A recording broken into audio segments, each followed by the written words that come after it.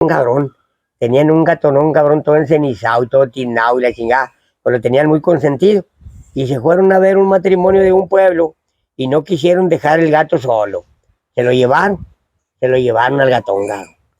Oiga, pues allá donde llegan con el matrimonio, el gato le empezó a pelar los ojones a una gatita chulísima, que estaba ahí en la cama.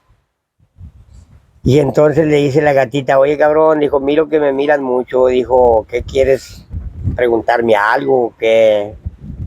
No, hombre, dijo, pues quisiera, dijo, que me hicieras el favor, dijo, de jugar un ratito, dijo, allá en el zacate. Dijo, no se dice zacate, cabrón, dijo, se dice césped, se dice césped.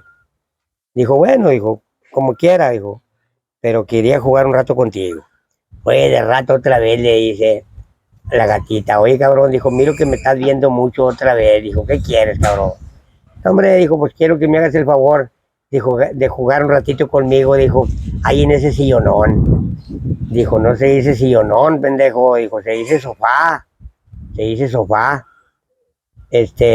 Y no, y tampoco quiero, y tampoco quiero. Y no, ya entonces se dormita tantito el gato, duerme tantito. Y donde despierta le vuelve a pelar otra vez los ojones. Dijo, oye cabrón, dijo, otra vez me estás viendo mucho, dijo, ¿ahora qué quieres, cabrón? Dijo, oye, dijo, pues es que nadie lo que te digo quieres, hombre. Dijo, y me caes muy bien.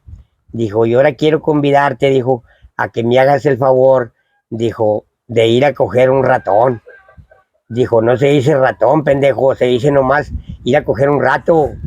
Dijo, y eso sí quiero. Eso sí quería ir. Eso sí quiero. Ir a coger un ratón.